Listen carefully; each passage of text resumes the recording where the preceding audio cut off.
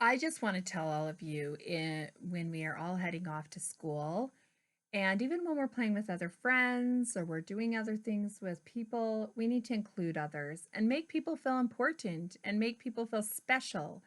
So it's something really important that some people feel invisible. They don't feel noticed. They don't feel like they're important. And wouldn't it be sad if you went through your whole life not having people love or welcome you or make you feel like you're part of something? So always remember that it's important that we always include and invite. So I'm going to tell you a story, and it's called The Invisible Boy. And it's kind of an important story that we all need to learn. The Invisible Boy. Can you see Brian? He's the invisible boy. Even Mrs. Carlotto, Lottie, has trouble even noticing him in the classroom. She's just too busy dealing with Nathan and Sophie. Because Nathan has a problem with Mrs. Carlotti's calls volume control. He uses his outside voice inside too much. And Sophie, she always is whining and complaining when she doesn't get what she wants. But Nathan and Sophie take up so much space, and Brian, he just doesn't. He's quieter. When the bell rings for recess, then Micah and JT take turns choosing kids for kickball teams. The best players are always picked first, and then the best friends are the best players. Then the friends of the best friends, but only Brian is left just waiting and hoping he will get picked. JT glances in Brian's direction and just as quickly looks away. We've got enough players for each team, he tells the others. Let's just play the ball.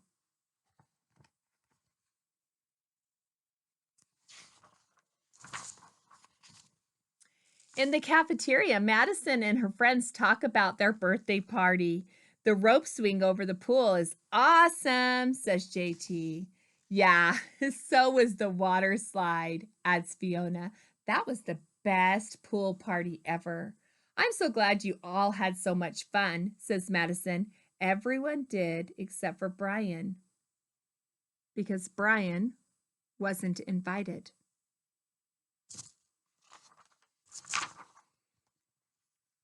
At choosing time, while the other kids played board games and they were reading, Brian sat at a table doing what he loves best. He drew fire-breathing dragons scaling tall buildings. Thank you for toasting my marshmallow. And space aliens locked up and having battles, and greedy pirates digging for treasure, and superheroes with the power to make friends wherever they go. On Monday morning, Mrs. Carlotti, she introduces Justin. He's the new student to the class. Brian smiles shyly at him. Some of the other kids sneak look at Justin, trying to figure out if he would be cool enough to be their friend. They haven't quite made up their minds yet.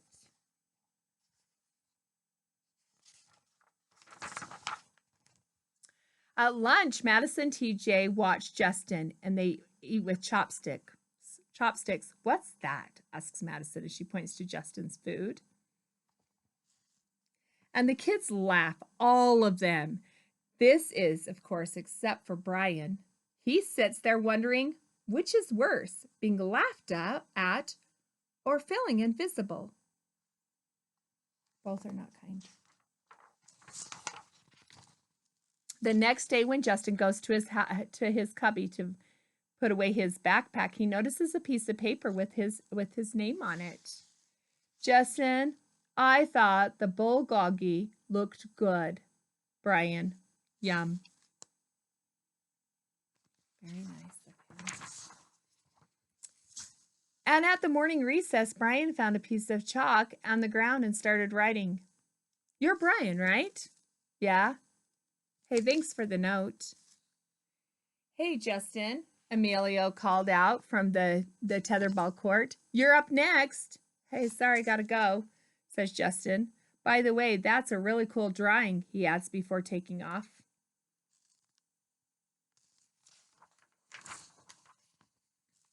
Back to class, Mrs. Carlotti asks the kids to team up in twos or even threes to make a special project. The kids scurry around the room to pair off, and Brian heads towards Justin. I'm already with Justin, says Emilio. Find someone else. Brian looks at the floor, wishing he could draw a hole right where he could be swallowed up. Mrs. Carlotti said we could have 3 people in our group. We only have 2. Come on, Emilio. Let's have him work with us too. Okay, I guess. Mrs. Carlotti gives the class directions for the project. Your assignment is to work together to write a story about what you see in this paragraph. Use your imagination and have fun. Whoa, cool, says Emilio. What kind of people do you think live in those houses like that? I don't know, but I bet Brian could draw them to go with our story, says Justin. Brian smiled, and he takes out his lucky pin. They work together. They're making their project. Pretty cool, look.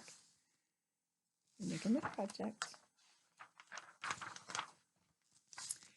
It's lunchtime again, and Brian's least favorite part of the day. Another 20 long minutes of kids talking and laughing with everyone else and leaving him out. Brian, he hears someone shout, Hey, Brian, over here. Brian turns and sees Justin waiting with him over. Emilio and Brian both nod and tell him to come sit by them. Maybe, just maybe, Brian's not invisible after all. Thank you. It's important that we include others, and it's important that we make friends.